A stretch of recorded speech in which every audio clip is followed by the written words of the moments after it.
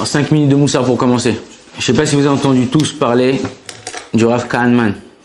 Rav Kahneman, c'est fondateur de Ponevezh, qui est, après la Shoah, c'était un des grands de la génération. Il a ouvert une maison pour les orphelins. Il a fait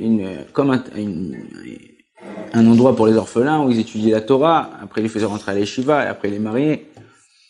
Et tous les jours, il était makpid. Tous les jours, il faisait attention de rentrer au repas du midi, monter sur un tabouret et leur raconter une histoire.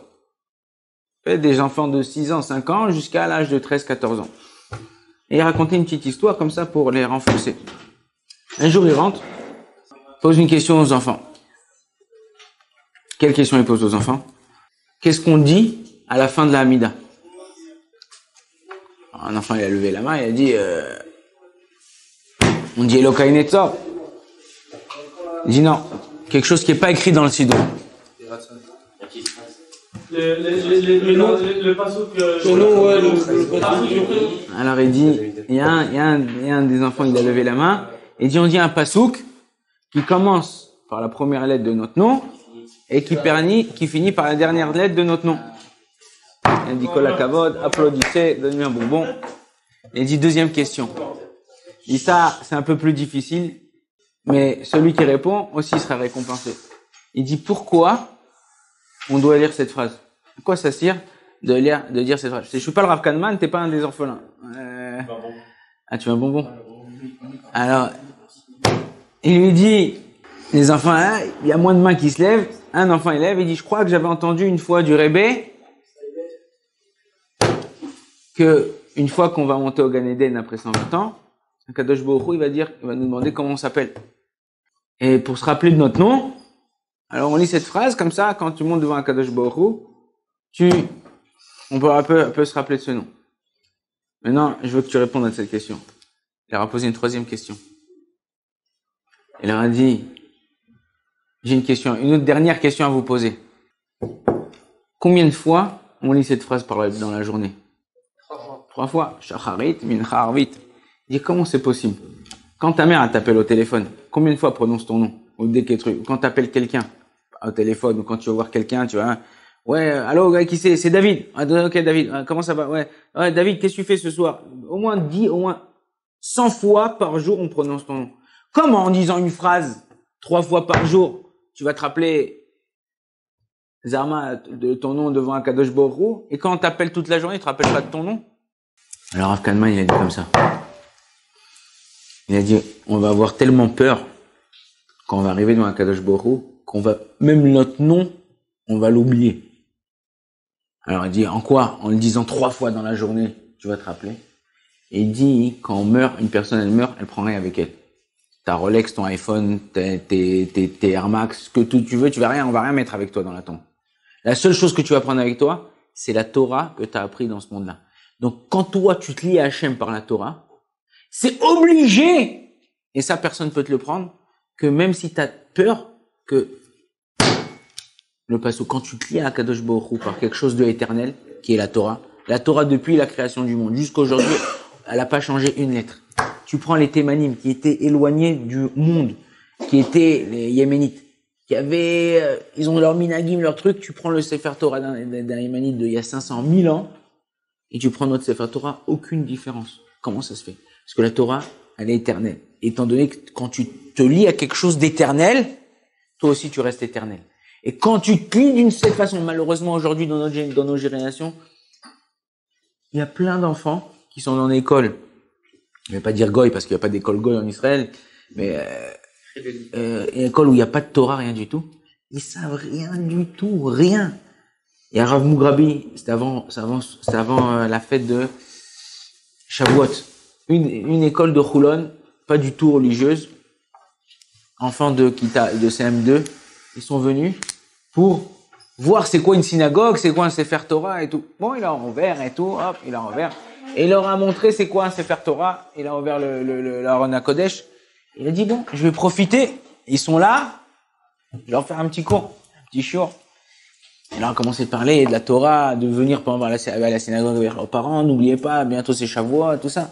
La Mora, quand elle a vu ça, elle a eu peur. Elle a dit, attends, il va faire Chazara Betchouva, là, ou quoi? Il a dit, les enfants, il est tard, on s'en va. Alors le Rav, il a dit, j'ai une seule question, et vous pouvez partir. Il leur a demandé, qui c'est qui a donné la Torah au peuple d'Israël? Est-ce que vous savez, les enfants, qui c'est qui a donné la Torah au peuple d'Israël? Personne n'a levé la main, sauf un, il faisait comme ça. Je crois qu'il faisait la danse du je sais pas quoi. Hop. Il dit, ouais, vas-y, qu'est-ce que tu veux dire, toi? Dis non, mais, Rav, je suis pas sûr de la réponse. Il dit, bon, dis, peut-être que t'as raison, peut-être que c'est la réponse. Il a dit, c'est le président de la République. Tout le monde a rigolé, mais c'est pas marrant. Un enfant de nos jours, dans 2018, 2017, il sait pas qui c'est qui a donné la Torah en Israël. Il sait pas que la Torah d'où elle vient.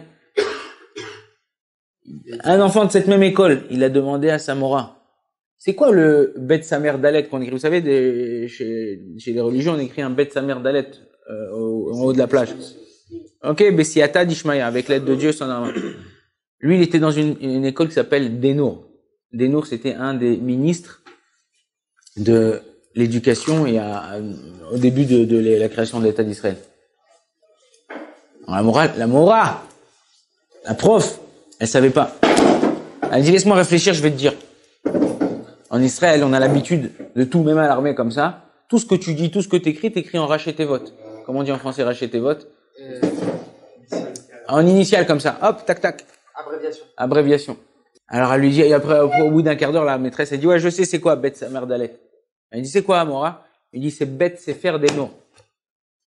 L'école où ils étaient, c'est bête, c'est faire. Et des noms, c'est un truc. Même quelqu'un, les gens aujourd'hui, le Rav Kahneman, il a fait venir, il a réussi à monter dans cette maison-là d'orphelins, beaucoup de juifs qui étaient dans des couvents. Comment il a fait? Après la guerre, il était encore en Allemagne. Il est rentré dans les couvents, il savait qu'il y avait des juifs qui étaient, avant de partir dans la Shoah, avant de partir dans les camps de concentration, ils ont donné leurs enfants, bébés, moyens, 3 ans, 4, 5 ans, et ils ont donné là-bas pour qu'ils soient sauvés et qu'ils fassent comme si c'était des goyim. Ils ont été sauvés. Alors Kahneman est venu après la guerre, il a dit au curé, tout ça, rendez-nous les enfants juifs. Il dit, ben, je sais plus, moi, il y a tellement d'enfants qui sont là, après la guerre, tout ça, je sais plus qui est juif, qui est pas juif. Il lui a dit, d'accord, laisse-moi venir ce soir, et moi, je vais te dire qui c'est les enfants juifs. Alors le curé, il a dit, viens, à quelle heure tu veux venir? Il dit, je viens ce soir à 9h. Il a dit, d'accord. Il a dit, à quelle heure il donne les enfants? Il dit, à 9h. Il a dit, d'accord. À 9h, il rentre dans le dortoir, et commence à crier comme ça. Shema Israël, Hashem Elokeinu, Hashem Echad. Et t'entends tous les enfants, papi, mamie, dadé. Pourquoi? Parce que les parents, ils avaient éduqué leurs enfants avant de dormir de faire Kriyat Shema la Mita. Tout enfant qui a appris de sa mère ou de son père quand tu fais Kriyat Shema la Mita, même nous on a le devoir avec nos enfants de faire ça, un enfant il peut pas. Ce que tu as appris de tes parents, ils te l'ont inculqué avec tout l'amour du monde, tu peux pas l'oublier. Et comme ça, tous les enfants qui commencent à pleurer, ils disent lui c'est un juif, lui c'est un juif, lui c'est un juif, lui c'est un juif. Et comme ça, il a fait sortir des centaines d'enfants de ça. Donc si nous, on apprend, on essaye de diffuser la Torah, des fois il y a des choses autour de nous qui nous semblent tordues, ou des gens qui se comportent d'une façon tordue. Ouais. Tu veux les corriger? Tu veux qu'ils se rapprochent de la Torah? Ne leur fais pas, c'est pas un match de boxe. Ne leur fais pas du rentre-dedans. Toi, sois mes Kadesh Shem Shamaim, sanctifie le nom d'Akadosh Baruch Hu. Tu sanctifies le nom d'Akadosh Baruch Hu, Akadosh Baruch Hu, il va les réveiller tout seul. Toi, ils vont vouloir être comme toi. Ils vont venir te poser des questions. Ils vont venir ça prend du temps. Faut être patient. Si t'es patient, tout se fait. Je t'ai pas dit, on n'est pas là, on n'est pas on fait pas les croisades, on n'est pas des islamistes, on va dans tous les pays, on veut faire la Daesh. Nous, on est celui qui veut s'approcher d'Akadosh Baruch Hu, la porte est ouverte. Celui qui veut pas, tant pis pour lui. On n'essaye pas de convertir aucune personne. Nous, dans la religion juive, on veut pas de conversion.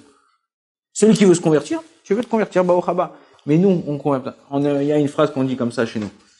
Misheba, Baruch haba, Misheloba, Baruch Hashem. Donc, comme vous voulez. Donc, rappelez-vous toujours être Mekadesh Shem Sharim. Où tu te trouves, t'es dans le bus, t'es dans la rue, t'es au restaurant. Pense que tu représentes Akadosh Baruch Hu, tu représentes la Torah. Comment je dois me comporter? Comment je dois parler? Comment je dois sourire? Comment je dois faire attention à comment on se comporte? Si tu te comportes bien, sache que tous les gens autour de toi, tu seras un exemple pour eux. Baruch Adonai l'olam, amen, amen.